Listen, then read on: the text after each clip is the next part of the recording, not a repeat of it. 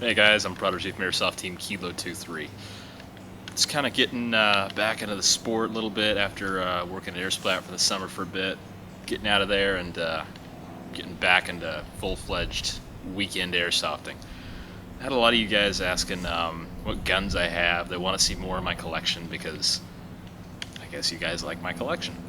So I'm just gonna do a couple of these short videos, let you guys know what I have, because hey, I love sharing what I have. It's a lot of fun making videos like this, and you guys seem to enjoy them. So, okay, I'm just sitting out here in the backyard. It's a nice 75-degree day. It feels amazing. Had some job interviews today, so I'm still in my nice attire. Looks good in the video, and I'm happy. So today, I'm going to be showing off my G&G SR25. This is the GR25, is so they call it. I was using this the other day. I'm going to put some footage up pretty soon. Got it rendering on my computer right now. It's got about, as I'm filming this, about 30 minutes to go, and it's taking forever because GoPro 60 frame per second footage likes to take forever to render on Adobe Premiere. So that's fun.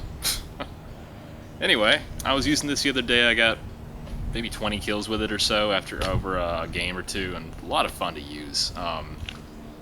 Obviously, this is a DMR. I'm not going to sit out there 320, 330 feet per second and try to nail people with twos with this gun. No. This guy is shooting about 490 feet per second with a .2, and I run .3s in it, so it shoots about 400 FPS or so, 390 to 400. I'm super happy with that. This gun is extremely quiet. Super cool gun. Let me just go over the externals real quick. I'm not sure if this is a G&G stock or not. I did get the gun second-hand used. I think I paid $100 and signed my AK for it. I got a really amazing deal on it. It's a $400 gun new, and I got it for about maybe $200 total. Fantastic deal. I really appreciate the guy who gave me that deal. Anyway, it's a nice solid stock. I went ahead and painted it because it was like super smooth. I'm pretty sure it was like an old Echo 1 or JG stock someone put on here. But either way, it's a full stock and I'm happy with it. I like the texture on it. I believe this is a G&P sniper pistol grip like the PSG-1. I know it's not Matrix, it's a good quality one, and the stock G&G grip that was on here was like a Tango Down style, and part of the grip was cracked when I got it, so didn't like this. I had this grip laying around. I thought, you know what, this would look perfect on an SR25, so I threw it on here. Aside from that, I got a Leapers 3-9x40 scope, got some high riser rings, got an ICS rear flip-up sight because this one didn't come with a rear flip-up sight, and it's got the front one, of course, built in here. Really cool. I never really used the iron sights. I've got the scope pretty doped in, and this one's really clear, and I'm very happy with it. It's got the range finding too. It's only a 4x32, which is, for airsoft, you really don't need more than that, unless you really, really, really want to see the BB bounce off someone. Aside from that, the gun has some pretty awesome trademarks. It's got the little unicorn deal there, G&G armament and everything.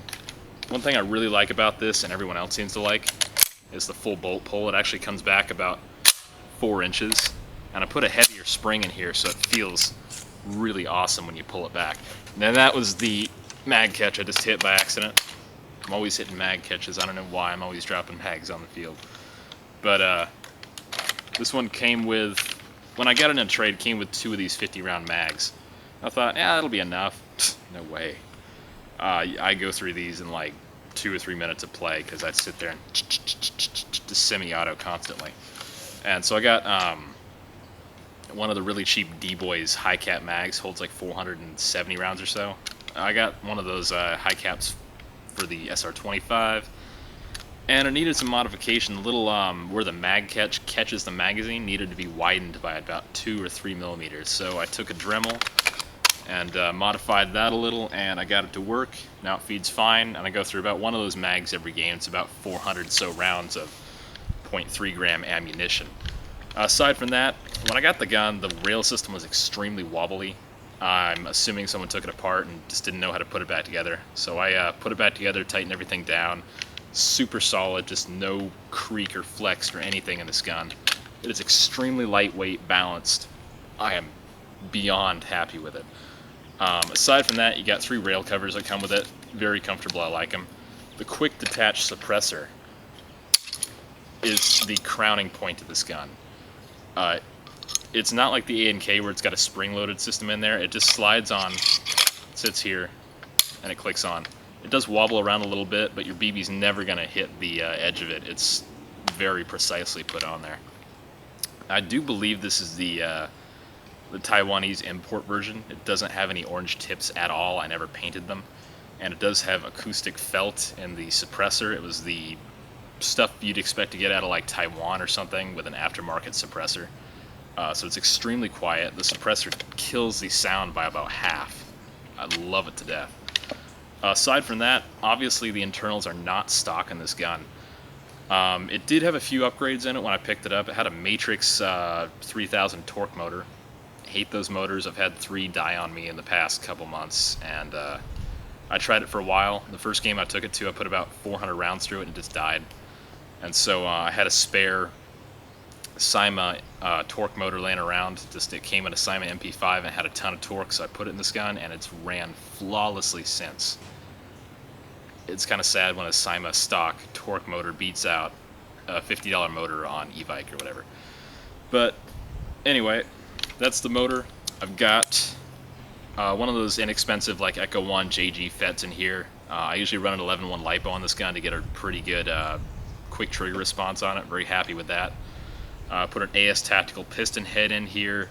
System double torque helical gears. What else? Some modified 7mm steel bushings. It already had a bearing spring guide because G&G pre-upgrades their guns a little bit. Came with a nice full cylinder. What else? Got a 140 spring, one of those air splat dogmail springs. They're only like $7. They're pretty inexpensive and they're somewhat durable, so I was happy with that. Put a sorbo pad in here and a radius to gearbox shell, so it should last quite a while. The top of the gearbox shell, usually an M4 version 2 gearbox shell, you have a little notch in the back where the charging handle will catch. This one does not. It's totally flat on top. As far as the barrel and hop-up and everything go, the hop-up in this gun is proprietary, as is the nozzle, and technically the cylinder head. You can use a standard version 2 cylinder head in it if you want. It's not a huge deal. But the nozzle is pretty long. It's a little over an inch long, and the hop-up chamber is equally long. I was kind of happy. It does have a metal hop-up chamber. It's a very, very light metal. It almost feels like plastic, but I'm pretty sure it's metal. It's got the stock bucking in here. It's super nice. I love G&G buckings. Recommend them as for anything that they'll fit in, because they're very good. They get a good air seal and they're very consistent.